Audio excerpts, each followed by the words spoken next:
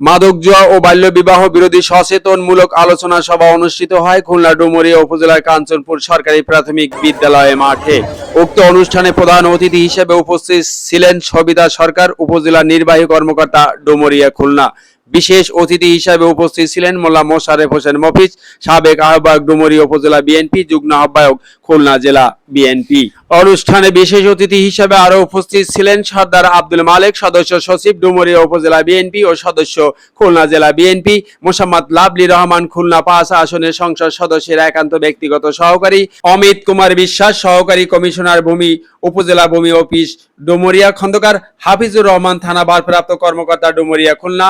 অনুষ্ঠানে আরো উপস্থিত ছিলেন অন্যান্য গণ্যমান্য ব্যক্তিবৃন্দ। অনুষ্ঠানে লাভলি রহমান বলেন, যখন আপনি মাদকাসক্ত হয়ে পড়ছেন, আপনি না পাচ্ছেন নিজের ক্যারিয়ার দেখতে, ধ্বংস হচ্ছে সমাজ, ধ্বংস হচ্ছে আপনার স্বপ্ন, আপনার পরিবারের স্বপ্ন। পরিবারের স্বপ্ন নিজেকে ধ্বংস করে, সমাজকে ধ্বংস করে আপনার লাভটা কি? আপনি বলবেন যে আপনি আজকে এত কথা বলছেন, আপনার লাভ কি? আমার লাভ আছে, বাট আপনার কিন্তু এই নেশা করে কোনো লাভ নাই। আপনার লাভ হচ্ছে আপনি দিন দিন অধপতনে যাচ্ছেন, খুব স্বল্প সময়ের মধ্যে আপনার জীবনের শেষ হয়ে যাচ্ছে, আপনার শরীরে রঙের পচন ধরছে, আপনার সবকিছু শেষ, এক সময় আপনি ক্যান্সারে আক্রান্ত হয়ে মারা যাচ্ছেন। সচেতনতামূলক আলোচনা করতে গিয়ে সর্দার আব্দুল মালেক বলেন, এখানে মাদক বিক্রি করে কত 5 জন, সমাজ নষ্ট হচ্ছে 5,000 কি 10,000 সন্তান নষ্ট হচ্ছে। এই 5 জন করে 5 জন লোকের আমার পূজা করার দরকার নাই, তাদের দরকার নাই। আমার গ্রাম মাদক, অনলাইন জুয়া এবং বাল্য বিবাহ রোধ কলফে যা যা করণীয় আপনারা সকল শ্রেণীর কর্মকর্তা উপস্থিত আছেন, আমার নেতা মোল্লা মোশাররফ হোসেন মফিজ সাহেব উপস্থিত আছেন।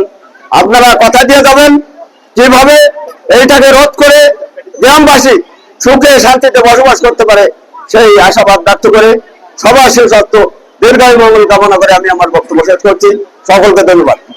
আলোচনা সভায় খন্দকার হাফিজুর রহমান থানা ভারপ্রাপ্ত কর্মকর্তা ডুমুরিয়া খুলনা তিনি বলেন, আপনাদের অনেকের ভাই, ভাতিজা, ভাগিনা, সন্তান আরো যারা আছে অনেকেই মাদকাসক্ত আমাদের কাছে যান, যে বলে যে আমার ছেলে ভাঙচুর করে নেশার টাকা না দিলে।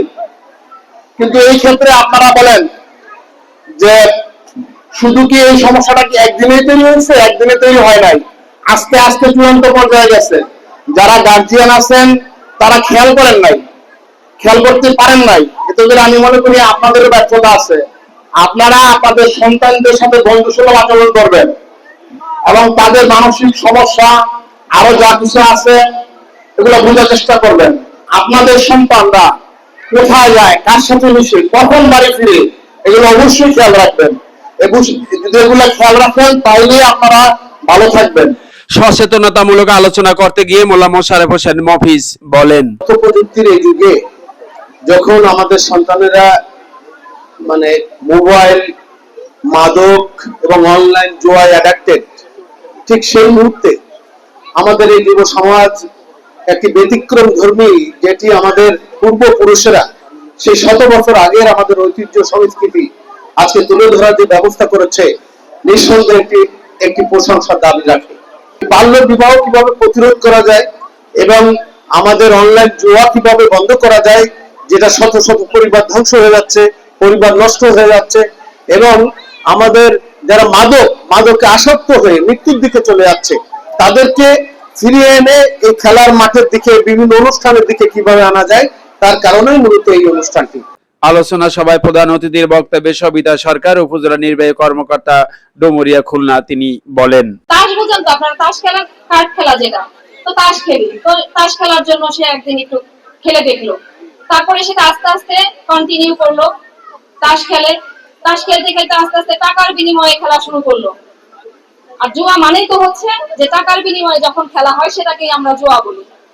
তো টাকার বিনিময়ে খেলা শুরু করলো। জুয়ার ক্ষেত্রে যেটা হয়, 100 টাকা লাভ হয়, খুব খুশি, তারপরে যে 10,000 চলে যায়, আলটিমেটলি কিন্তু কোনো লাভ হওয়ার সুযোগ নাই। কারণ এটা যারা জুয়া খেলে তারা মনে করে যে আমি লাভবান হব, এই টাকাটার মানে খুব কোনো দক্ষতা বা কোনো কৌশল করে তো আর ইয়ে করা হয় না, ইনকাম করা হয় না, এটি খেলে বাজি ধরা, তাহলে এটি সম্মানজনক না এই টাকাটা, এবং এই টাকাটা থাকেও না।